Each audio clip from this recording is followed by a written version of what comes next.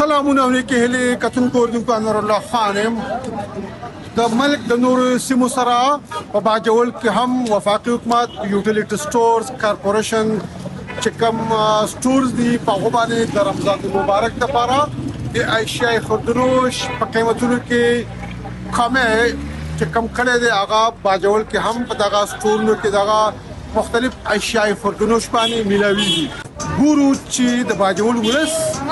دغه یوټیلیټي سټورز چې کوم د رمضان المبارک پیکج دغه رایتي نرخونه دي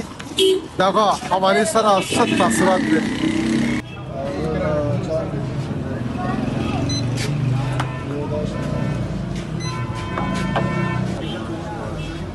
ډېر ښه ریټ باندې ملاويږي زیات پاریو کې دغه کې باندې کوم خوراکي چیزونه چې دي خصوصا پاکي ډېر زیات ملاويږي دا د غریب سړي لپاره ډېر یو ښه دغه دی چې ګران شي نه دي چې هغه د یوټیلیټي سټور کې خم ملاويږي معیار هم ښه دی او مطلب دا دی په نور دغه باندې ډېر ښه ملاوي